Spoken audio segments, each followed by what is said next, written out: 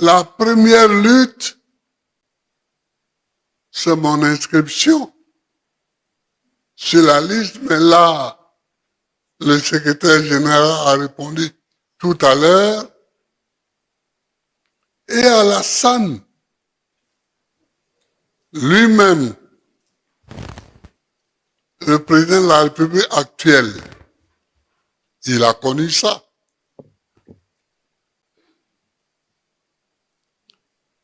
Et pour l'aider, en 1995, je n'ai pas déposé de candidature. Bien que tout mon dossier soit prêt. J'ai d'ailleurs montré tout mon dossier à une conférence de presse à l'Aïtassi, à Trècheville. Il y avait Fologo qui était assis à côté de moi.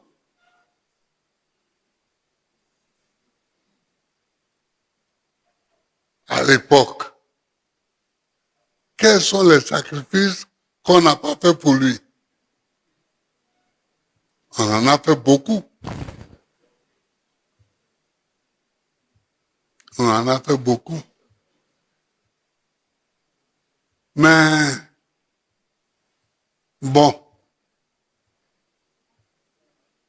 tout ça, c'est ça. C'est pourquoi on distingue un homme d'un autre homme. On n'est pas les mêmes.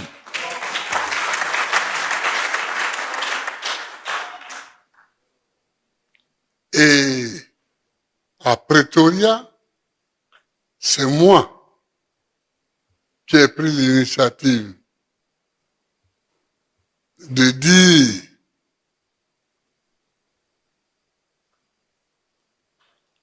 à Thabo Mbeki,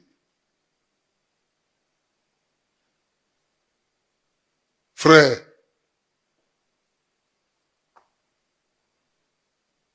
je n'ai pas peur qu'Alassane soit candidat. Donc, et Alassane était là, Bédi était là. Il y avait Alassane, Bédi, Thabo Mbeki. Et j'avais demandé à Alassane de jouer au traducteur, de faire le traducteur. Et donc, j'ai dit, comme j'ai, moi aussi mes électeurs, et que mes électeurs ne sont pas pour sa candidature, si je dis à Abidjan qu'il est candidat, ça va me porter préjudice. Donc, toi, Thabo,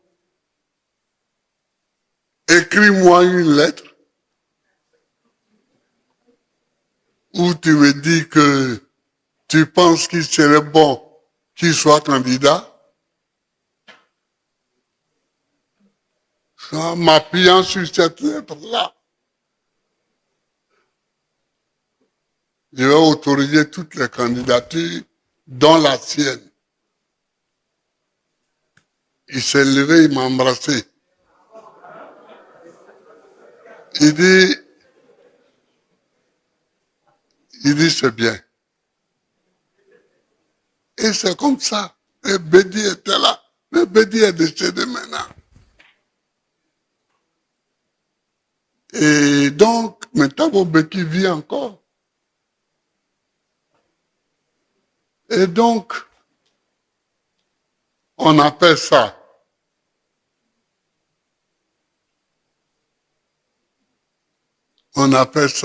Mais pendant que nous, on préparait les élections, et ils préparaient la fraude. Et ils préparaient la guerre aussi. Et bon, mais ça, c'est le passé. Mais c'est pour vous dire ce qu'on a fait. C'est pour vous dire ce qu'on a fait. Et aujourd'hui, c'est comme si cela n'a pas été. Or, cela a été.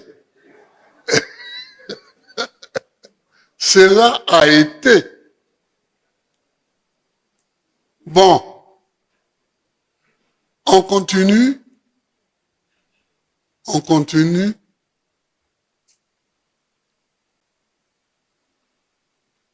Donc, il y a l'inscription là, qui est une bataille en soi, et il y a la victoire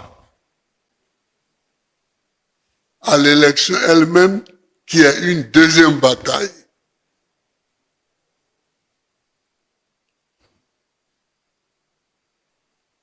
Étant donné qu'il n'est pas plus sourd que l'homme qui ne veut pas entendre,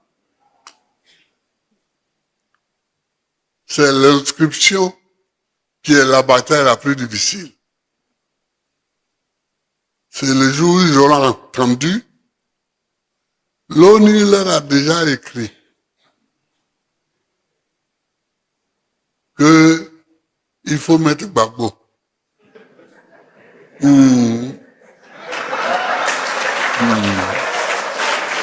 L'ONU leur a déjà écrit qu'il faut mettre Gbagbo. Parce que moi, je m'amuse beaucoup quand je vois les gens dire oui, je connais un tel m'a écrit, je connais un tel, mais on se connaît tous. Le secrétaire général de l'ONU actuel, Antonio Guterres, j'étais dans l'opposition quand il est venu ici, pour moi. Donc moi, je le connais depuis avant eux tous. Oui, il y en a qui font comme si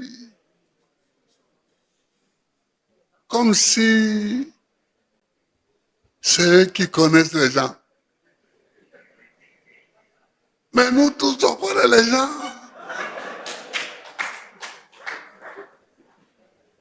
Et puis bon, nous comptons sur nous-mêmes pour avancer. C'est pour ça que nous ne sommes pas tout le temps en train de crier « Un tel a viens à mon secours, un tel a viens à mon secours ». Non.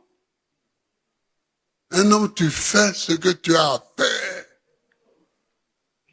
Maintenant, celui qui veut t'aider, là, il vient t'aider. S'il vient volontairement, il est plus fort.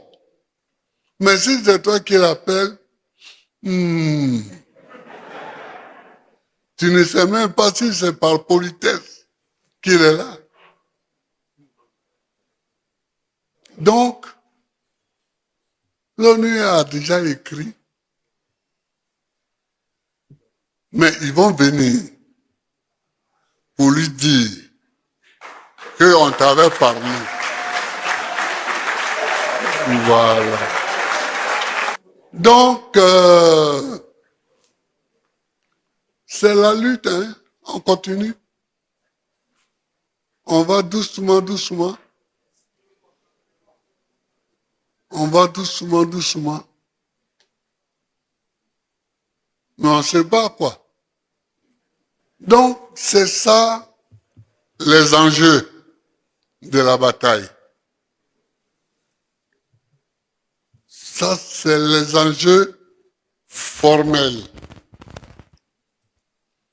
Mais les enjeux de fond, il faut que la politique de la Côte d'Ivoire change.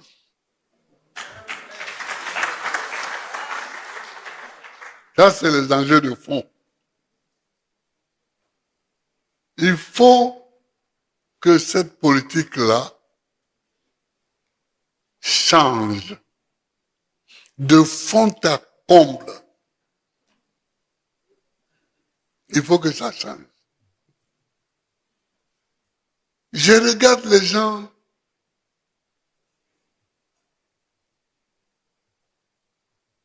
et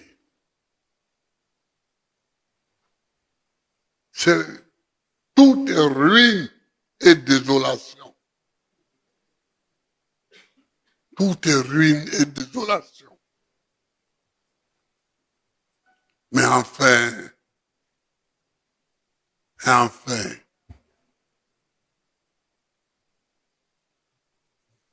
nous avons entrepris des travaux qu'il faut continuer et qu'il faut terminer.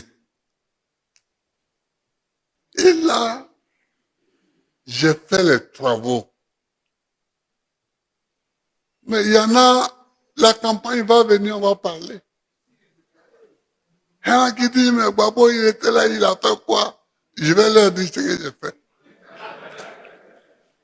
La guerre qu'ils ont amenée là, je l'ai contenue.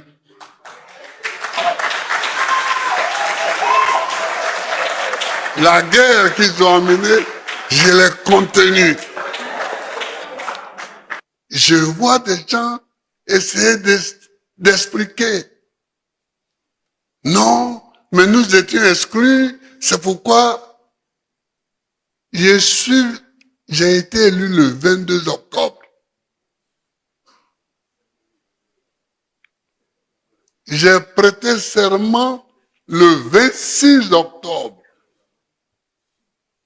Nous avons fait le premier conseil des ministres le 27 octobre.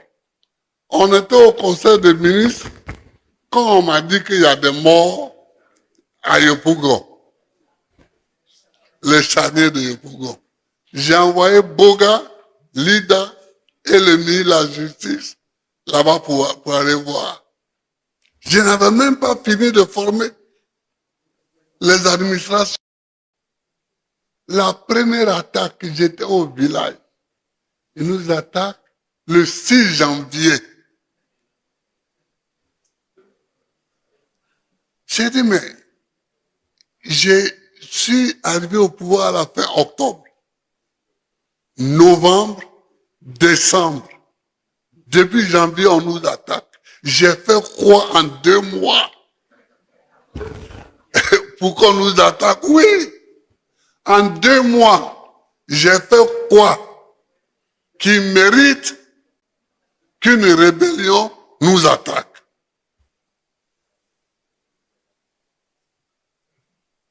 Mais ça, c'est des débats qu'on va avoir. C'est des débats qu'on va avoir. Vous faites une rébellion pour mettre quelqu'un au pouvoir. Dites que c'est pour qu'un tel vienne au pouvoir. Mais moi, j'arrive au pouvoir le 27 octobre. Le 6 janvier, vous m'attaquez. J'ai fait quoi? Je n'ai même pas fini, les ministres n'ont même pas fini de former leur cabinet. Moi-même, je n'ai même pas fini de former mon cabinet.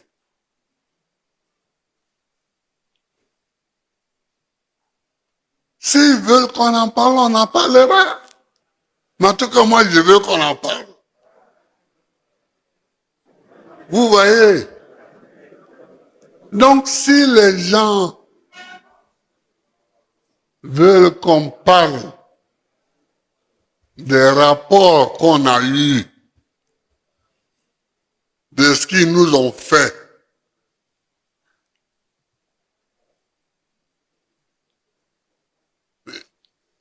ils vont nous expliquer. Ils vont nous expliquer les mesures que j'ai prises qui allaient contre les boubous. Parce que beaucoup, oui, on ne peut pas porter des boubous. Moi-même, j'étais un boubou. Moi-même, j'étais un boubou.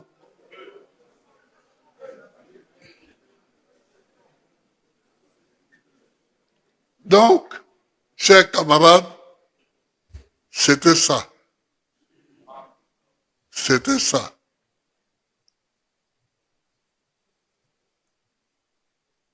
Je suis heureux qu'on ait cette réunion, mais tout ce que j'ai dit, c'est simplement pour que vous sachiez que nous avons quelque chose à dire. Si on en a l'occasion. Que nous ne sommes pas des silencieux.